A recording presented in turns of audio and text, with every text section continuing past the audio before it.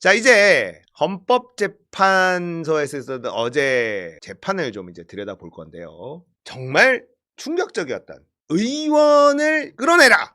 그런 적이 없다! 여기부터 출발해 보겠습니다.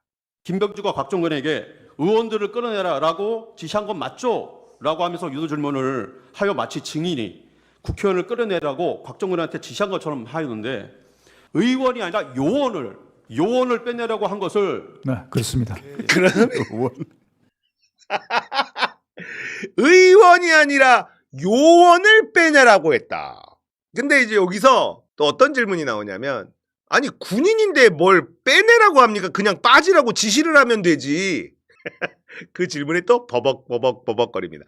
아니 바이든 날리면 2탄을 헌법재판관 앞에서 하고 있는 겁니다. 의원이 아니라 요원이에요. 국회의원 아니 국회요원 말이 됩니까? 이걸 들은 헌법재판관들은 다시 들어봐야겠다 이러겠어요? 자, 그리고 정말 환장하는 그런 발언이 있었습니다. 윤석열의.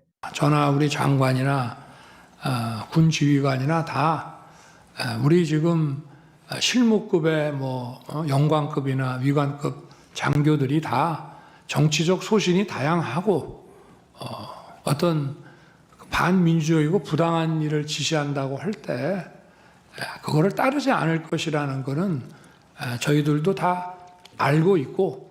자, 이게 뭔 말이야?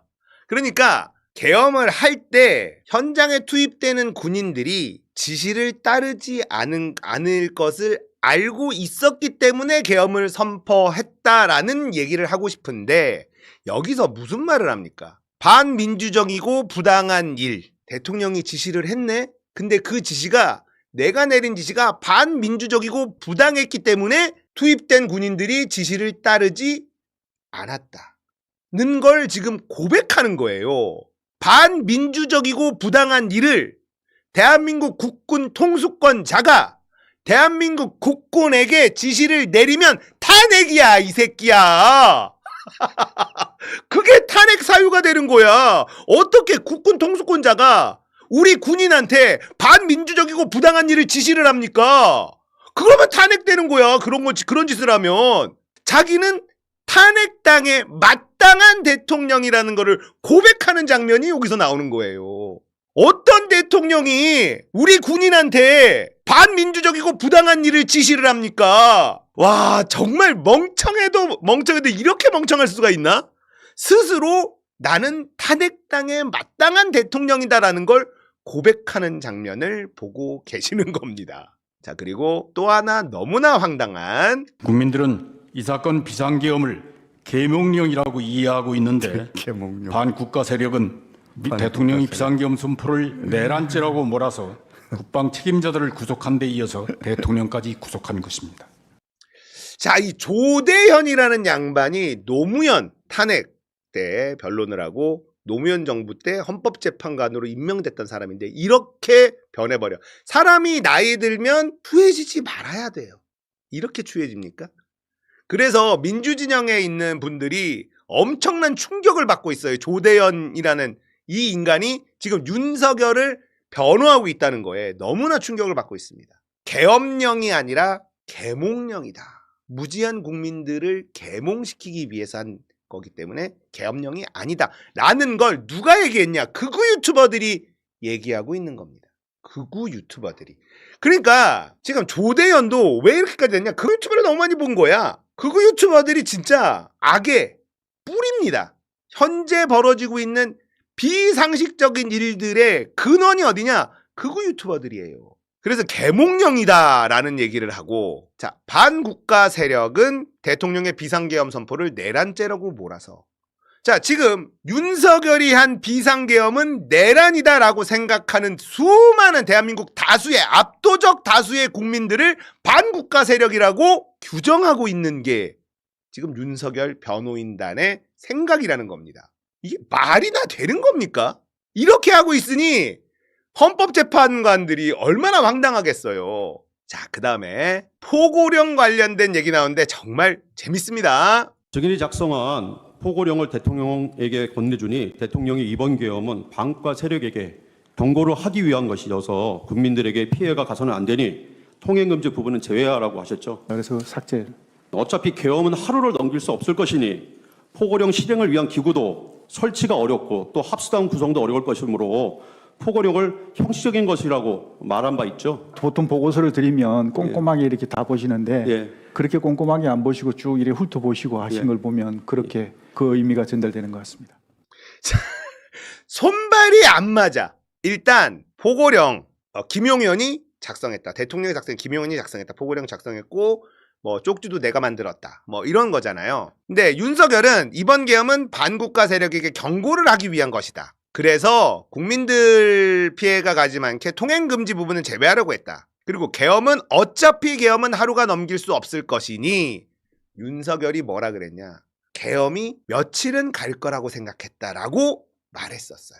생각보다 너무 빨리 해제됐다라는 말도 했었습니다. 그런데 송진호라는 윤석열 측 변호인은 어차피 계엄은 하루도 넘길 수 없을 것이니 포고령 실행을 위한 기구 설치도 어렵고 합수당 구성도 어려울 것이므로 포고령은 형식적인 것이라고 말한 바 있죠. 윤석열이 이렇게 말했다라고 지금 얘기합니다. 그러니까 거짓말이 앞뒤가 안 맞고 손발도 안 맞고 윤석열이 며칠은 갈 줄 알았다라고 얘기했었어. 근데 무슨 하루도 넘길 수 없을 것이니 윤석열이 이렇게 말했다고 물어봅니다. 포고령이 형식적인 거다라고 윤석열이 김용현 너한테 말한 적 있지? 그러면 네라고 대답하면 돼요. 김용현은. 근데 보고서를 드리면 꼼꼼하게 원래 다 보는데 꼼꼼하게 안 보고 대충 훑어만 봤었다. 그걸로 봐서는 형식적이다라는 의미가 전달되는 것 같다라고 얘기합니다. 그러면 뭐야? 윤석열이 포고령은 형식적이다라고 얘기하지 않았다. 손발이 하나도 안 맞아.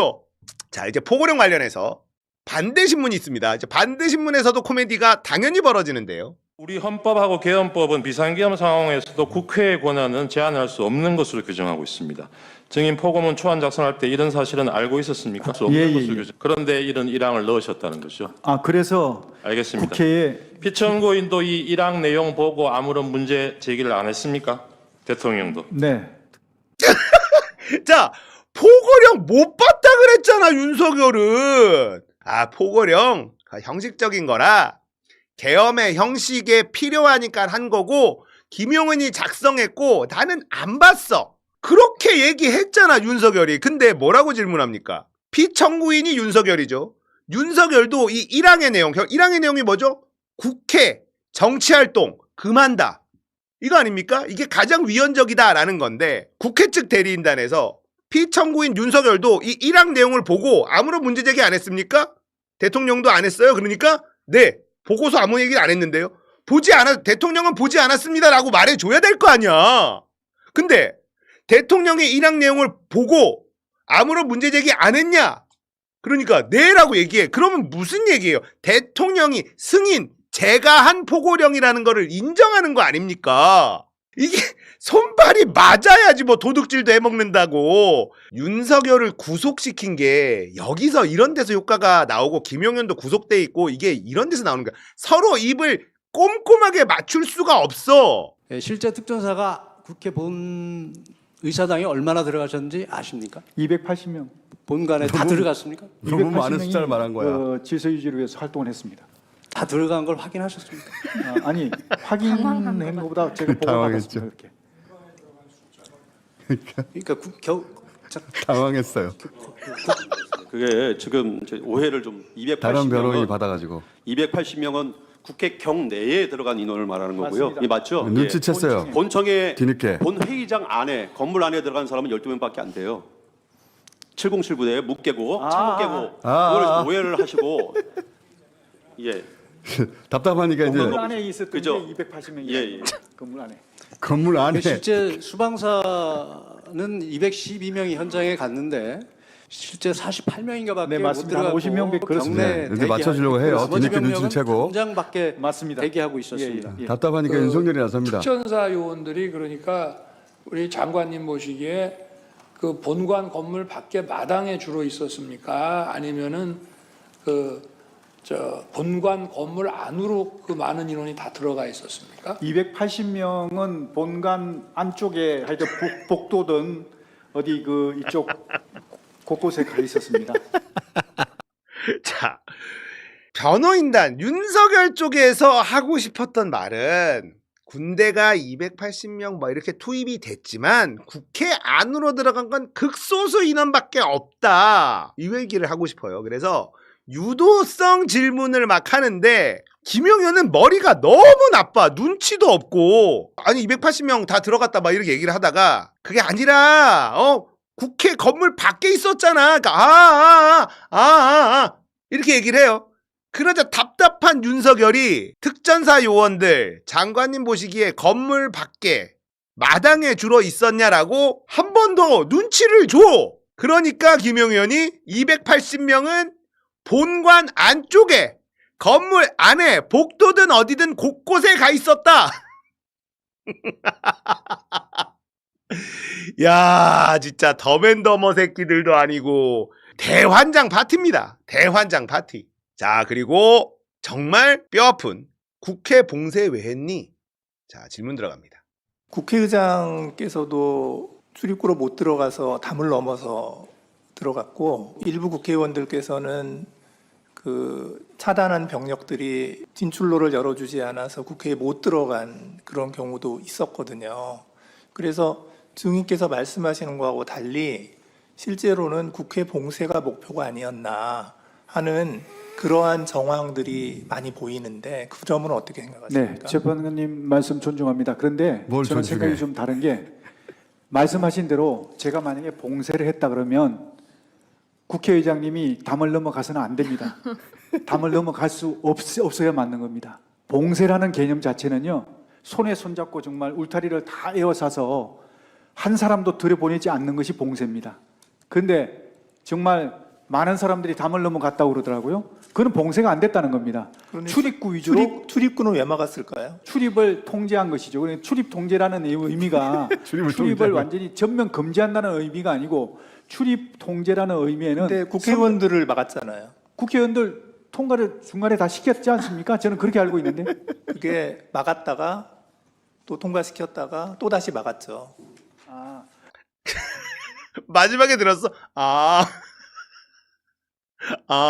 뭐가 아야? 몰랐던 것처럼 막았다가 풀었다가 다시 막았잖아요. 이제 뭐 하자는 거야?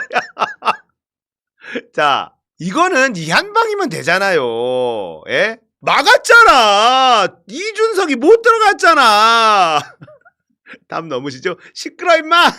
이거 한 방이면 되는 거 아니야. 막았어. 왜 막았어? 국회의원이잖아. 국회의원을 안 막았다며. 막혔는데 이준석 국회의원이야. 막혔어. 거짓말도 적당히 거짓말을 해야지. 그다음에 우리가 제일 걱정하는 정영식 질문도 날카로워요. 질서 유지만을 목적으로 군병력을 동원을 했는데 본청 건물 안에 군병력이 왜 본청에 유리창을 깨고 진입을 했습니까? 불필요한 인원은 들어오지 못하도록 이렇게 딱딱 질서정연하게 그러면 이런 모습을 외부만 본청 건물에 문에만 배치를 해놓으면 되는 거 아닌가요? 네, 그렇게 하려고 그랬는데 이게 충돌이 생겨버린 겁니다. 들어갔으니까 충돌이 생긴 게 아니에요? 호구령을 위반하면 체포해야 된다 이렇게까지 말씀을 하신 건 아닌가요 혹시? 동정을 이제 확인하다 보면 어떤 위반 우려가 있고 하면 사전에 예방 차원에서 차단을 해야 될 것이고 필요하면 체포가 이루어질 수밖에 없는 상황 아니겠습니까? 자, 여기서도 굉장히 바보 같은 발언을 하는데 김용현이 계속해서 어떤 스탠스를 취했냐? 체포 얘기만 나오면 체포할 조직도 없고 체포해서 구금할 장소도 없다. 그렇기 때문에 체포를 지시했다라는 거를 납득할 수 없다. 이런 얘기를 계속했단 말이에요. 체포는 없다. 그런데 여기서 뭐라 그래요? 체포가 이루어질 수밖에 없는 상황 아니겠습니까? 체포를 할 생각이 있었다는 걸 여기서 또 말해버려. 본청 건물 문에만 배치하면 되는 거 아니냐? 그러려고 했는데 이게 충돌이 생겨버렸다. 그러니까 들어갔으니까 충돌 생긴 거 아니에요? 아니 충돌은 니들이 들어가서 생긴 거잖아. 자, 이제 반대신문 들어갔는데 반대신문에서 또 코미디가 일어납니다. 증인 비상계엄 해제 요구한 가결이 그날 1시 조금 넘어서 됐잖아요. 그 전에 한 30분 전에 여인영에게 앞에 알려줬던 그 명단 중에 다른 사람 제쳐두고 이재명, 우원식, 한동훈 3명을 우선 체포해라 이렇게 지시하신 게 있습니까? 없습니다. 이런 지시를 안 받았는데 여인영이 그 앞에 받았던 14명 중에 이 3명을 특정해서 우선 체포하라고 지시할 이유가 뭘까요? 그 상황 자체가 그때 아까도 말씀드렸지만 혐의도 없고 체포할 수 있는 기구도 구성이 안 됐습니다. 알겠습니다. 수방사령관 이진우도 피청구인 대통령이 직접 그날 자정경에 전화를 해서 국회 상황 어떤지 물어보고 빨리 본회의장으로 가서 4명이 한 명씩 들쳐입고 나오라고 해라. 국회의원이 190명 들었다는데 실제로 들어왔다는지 확인이 안 되는 거고 뭐 해제됐다 하더라도 2번, 3번 계엄령 선포하면 되니까 계속 진행해라. 이렇게 진술을 했어요. 이진우가. 증인은 이 진술이 사실이 아닐 거라고 생각하시는 거죠? 예, 저는 이해할 수 없습니다. 그런데 왜냐하면 피청구인이 이런 지시를 안 했는데 증인의 부하들이 군통수권자인 대통령의 지시를 두고 거짓말을 할 이유가 뭘까요? 글쎄, 그거는 저도 이해가지 않습니다. 자, 지금 이진우든 곽종근이든 뭐 경찰청장이든 다 불고 있는데 거기서 나온 진술들 가지고 아니 니네 부하들이 이렇게 지금 다 얘기했어. 네가 이런 지시를 내렸다고. 대통령이 이런 지시를 내렸다고. 체포해라. 그런 거 안 했다는 거냐. 지시 안 했는데. 그럼 왜 이들이 국군 통수권자인 대통령에게 이런 거짓말을 할 이유가 뭘까요? 이해가 안 됩니다. 이래버려요.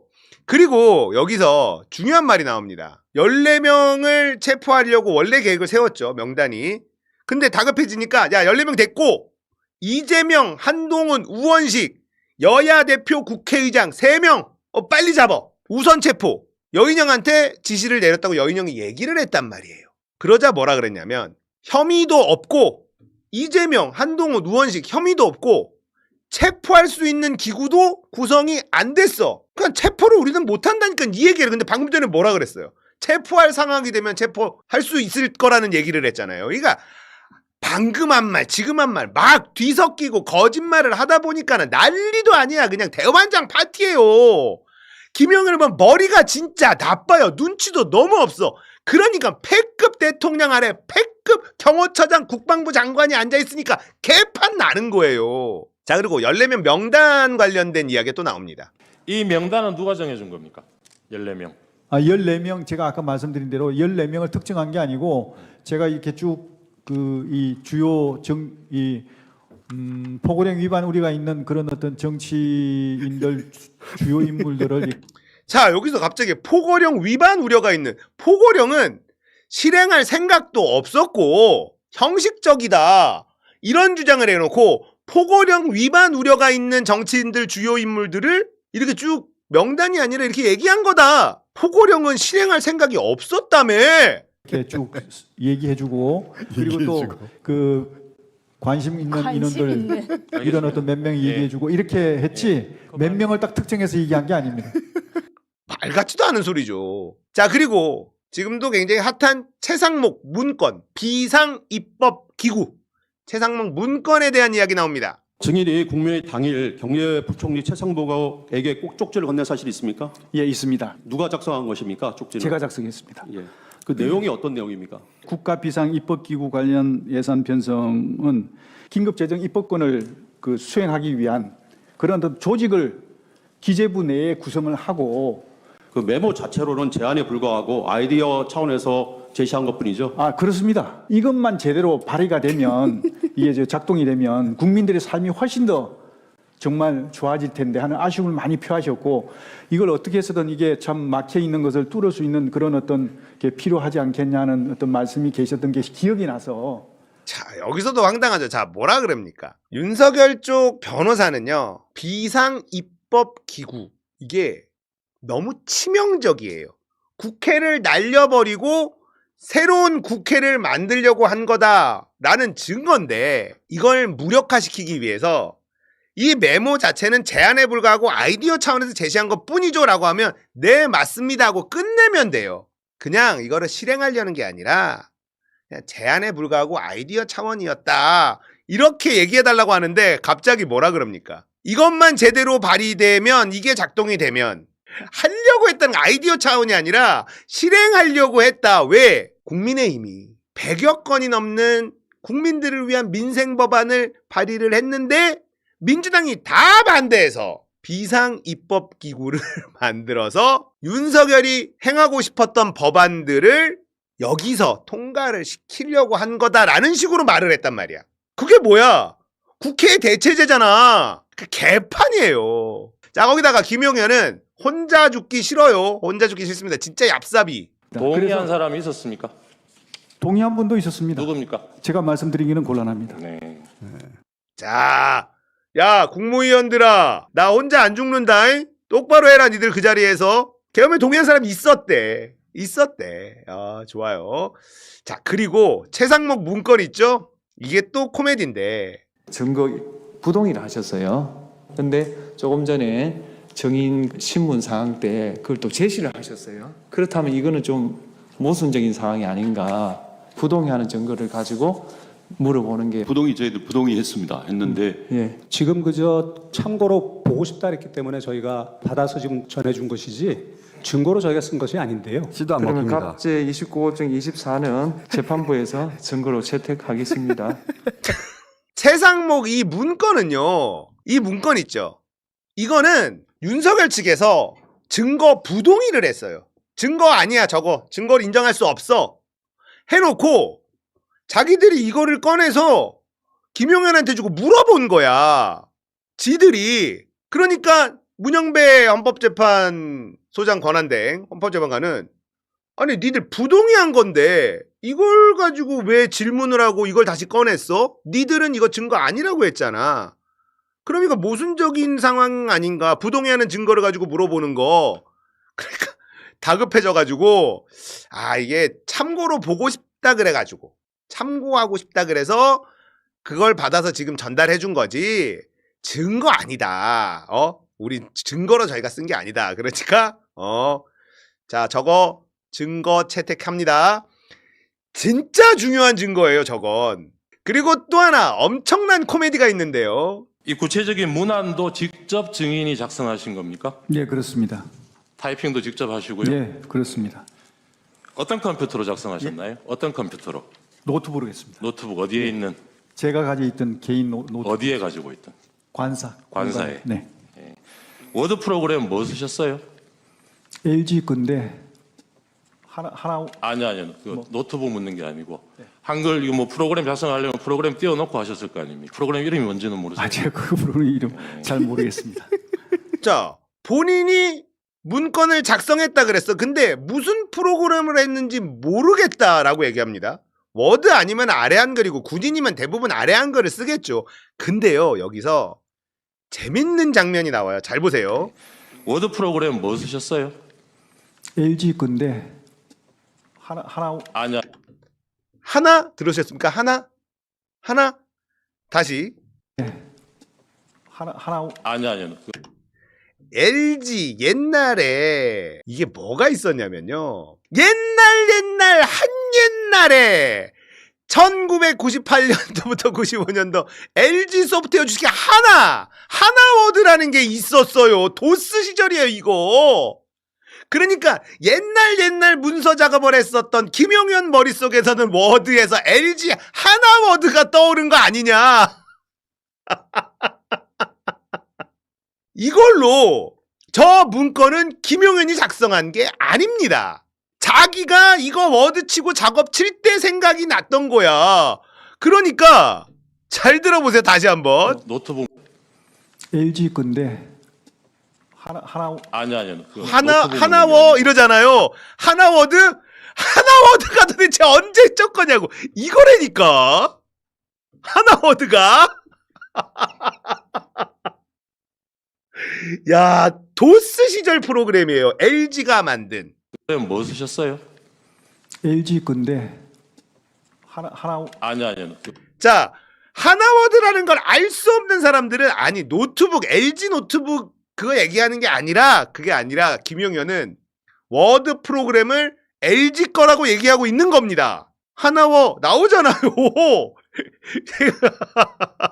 워드 프로그램 뭐 쓰셨어요? LG 건데 아니요. 김용현은 노트북을 대답한 게 아니라는 걸 이제 알겠죠.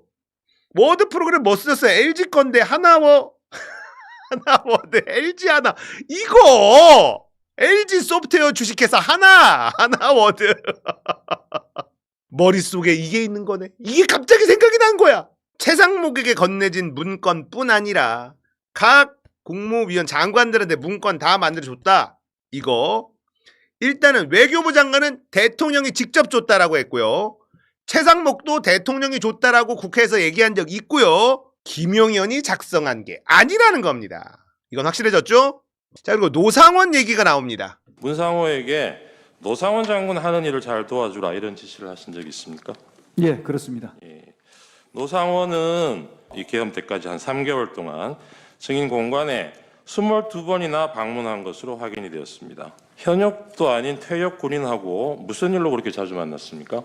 정보사 기밀 유출 사건 관련해서 후속 조치를 해야 되기 때문에 이걸 어떻게 해야 될 자, 것인가. 다시 묻겠습니다. 네. 석 달 동안 22회면 한 달에 7번, 한 주에 2번 가까이 됩니다. 네. 왜 이렇게 자주 만나셨냐고요? 노상원은 전역에서 이때 민간인 신분이었잖아요. 이런 민간인한테 비상계엄하에서 임무를 지시하고 정보사 장교들한테도 노상원의 지시를 잘 도와주라고 한 이유가 뭡니까? 주로 정보사령관한테 제가 임무를 줬지 노상원 장군한테 임무 준 게 아닙니다. 석 달 동안 22번이나 그 공간을 방문을 해서 비상계엄과 그렇게 관련된 임무 수행은 노상원 장군이 20몇 번 왔는지 모르겠는데 그 몇 번 온 것 중에 몇 번 안 됩니다. 주로 정보병가를 어떻게 만들 것인가 하는 부분에 대해서 알겠습니다. 많은 자, 여기서도 대형 사고가 나죠. 노상원이 김용현 공간에 22번이나 일주일에 막 2번 이상씩 계속 왔다는 거예요. 왜 왔냐? 민간인인데 왜 이렇게 자주 만났냐 하니까 비상계엄과 관련된 임무 수행은 노상원 몇 번 왔는지 모르는데 몇 번 온 것 중에 몇 번 안 됩니다. 그러니까 비상계엄과 관련된 임무를 노상원에게 얘기했다라고 실토를 하고 있어요. 나 진짜 머리가 너무 나빠. 노상원 불러다가 22번 내내 비상계엄 얘기한 게 아니라 몇 번밖에 안 돼. 비상계엄 관련된 이야기라고 한 거는 임무 수행을 내가 지시를 내린 건 22번 내내 지시를 내린 게 아니라 몇 번밖에 안 시켰어. 야, 이건 정말 너무 머리가 나쁘죠. 자, 여론조사 꽃 얘기도 나옵니다. 사실 그 민주당사하고 여론조사 꽃은 우선순위에서 떨어지는 것이었습니다. 예. 우선순위는 대통령 말씀하신 대로 국회하고 선관위였고요. 여기는 병력이 나중에 제한되다 보니까 후속하는 인원들이 시간을 봐서 이렇게 투입하는 걸로 그렇게 생각을 했었는데 요 인원들에 대해서 나중에 결과적으로 보면 투입하는 과정에서 계엄이 해제되고 무슨 소리야? 다 투입돼서 우리 제가 절대 하지 사무실 앞으로 마라. 왔는데. 민주당에 보낼 거면 국민의힘도 보내야 되고 그건 안 된다 하고 꽃도 제가 자른 거 얘기 들으셨습니까? 나중에 네, 여론조사 꽃하고 여기 들여보내면 안 된다. 예, 나중에 지시하신 것을 네. 들었습니다. 거짓말이에요, 저거. 야, 지금 다급해요. 민주당사고 여론조사 꽃은 우선순위가 떨어진다. 그래서 나중에 인원이 제한됐기 때문에 투입하려고 그러는데 그 전에 계엄이 해제됐다라고 얘기했잖아요. 개소리예요. 이거 거짓말이에요. 이미 계엄 당시에 민주당사는 못 들어가게 막혀 있었어요. 거기에도 인원이 있었고 여론조사 꽃에도 이미 인원이 가 있었잖아요. 우리가 눈으로 다 봤는데. 그러니까 윤석열이 다급해지니까 절대 하지 사무실 마라. 앞으로 왔는데. 민주당에 보낼 거면 국민의힘도 보내야 되고 그건 안 된다 하고 꽃도 제가 자른 거 얘기 표정 들으셨습니까? 봐봐. 나중에 네, 여론조사 꽃하고 여기 들여보내면 안 된다. 예, 나중에 지시하신 것을 네. 들었습니다. 뻥이다. 와, 진짜 개뻥을 이렇게 칩니까? 이 윤석열 이게 대통령이라고 다급하니까 여기서 막 눈빛을 계속 쏘잖아. 내가 그렇게 얘기했다고 대답해야 돼. 민주당사 앞에도 여론조사 꽃 앞에도 군인들 이미 있었어요. 국민의힘 당사 앞에는 없었어요. 아무것도. 그래서 국힘애들이 당사랑 여기다 왔다 갔다 할 수 있어서 민주당 국회의원들은요 당사로 피신할 수도 없었습니다. 거기도 이미 진치고 있어서. 뭔 개소리 하는 거야. 자, 그리고 꼭 알아야 되는 것들도 제가 좀 찾아서 MBC 거를 조금 갖고 왔는데 또 그 왜 전공이 네. 이걸 제가 왜 집어넣냐 웃으면서 이렇게 얘기를 하니 이것도 막 그런 측면에서 좀 어떤 계고한다는 측면에서 그냥 뒀습니다 해서 저도 예, 그렇습니다. 웃으면서 그냥 뒀는데 예, 그 상황은 기억하고 예, 계십니까? 기억합니다. 지금 말씀하시니까 기억납니다. 네. 자, 전공의가 너무 웃기잖아. 전공의 처단한다. 이것 때문에 의사들이 지금 개빡쳤는데 뭐라 그럽니까? 포고령은 누가 만들었어? 김용현이 만들었어. 전공의를 왜 집어넣었냐? 웃으면서 이렇게 얘기를 했다. 이게 웃으면서 할 말입니까? 전공의를 처단한다라고 써놓고 이걸 왜 집어넣냐고 웃으면서 물어봤다는 거야. 그러니까 김용현이 계도한다는 측면에서 그냥 뒀습니다 해서 자기도 웃으면서 그냥 놔뒀는데 그 상황 기억하고 계십니까? 라고 강요하고 있잖아. 그러니까는 얘는 김용현은 뭐야? 기억합니다. 지금 말씀하시니까 기억합니다. 지금 말씀하시니까 기억나겠지. 없었던 일이니까. 전공의를 처단하는 걸 웃으면서 놔둬? 그러니까 이 포고령을 윤석열은 본 적이 없다라는 건 일단은 거짓말일 수밖에 없는 거고, 누가 봐도 감정이 잔뜩 실린 포고령이었는데 마치 김용현 네가 전공의 처단한다고 집어넣은 걸 보고 내가 웃으면서 이거 왜 집어넣냐 웃으면서 얘기했대. 지금 말씀하시니까 기억납니다. 말씀하신 것까지 기억이 없었습니다. 이 새끼야. 이 외에도 주옥 같은 게 많은데 시간 관계상 여기까지 하겠습니다. 대단한 재판이었다. 변호인단 김용현 난리도 아니었고요. 김용현의 변호인은 또 중간에 계속 무슨 말하는데 껴들다가 헌법재판관한테 제지당하고, 김용현은 중간에 어버버하다가 증언을 거부하겠습니다라고 얘기합니다. 증언 거부한다고 얘기하니까 문영배 재판관이 뭐라 그랬냐? 뭐 그거는 우리가 강요할 수 없다. 하지만 통상 그럴 경우에 증인의 신뢰를 매우 낮게 판단합니다. 그거에 대한 책임은 본인이 지는 겁니다. 그래도 거부할게요. 삽질을 연속하니까 중간에 증언 거부를 얘기를 합니다. 자, 이런 상황을 보고도 탄핵이 기각될 거다라고 걱정하시는 분들이 계시다면, 이런데도 탄핵이 기각될지도 모른다는 걱정을 하는 세상이라는 것 자체를 슬퍼해야지 탄핵 기각 안 돼요. 어떻게 이게 탄핵 기각되겠습니까? 희대의 코미디 같은 재판이 펼쳐지고 있는데 변론입니까 이게? 하나도 납득이 안 되고 거짓말에 앞뒤가 하나도 안 맞고 난리도 아닌데, 그리고 지금 윤석열이 유도신문하고 있는 거, 거짓 자백을 지금 강요하고 있는 거, 이런 거를 모르시겠어요? 헌법재판관들이. 이진숙은 기각됐지만 4대4였습니다. 결정 보류예요. 기각이 아니라 결정 보류입니다. 그러니까 이진숙과 내란죄 윤석열은 차원이 다른 아니니 이 꼴 보고도 걱정하면 안 돼. 그죠? 이 꼴 보고도 탄핵이 기각될까 걱정하는 거 슬픈 현실입니다. 희대의 코미디였습니다.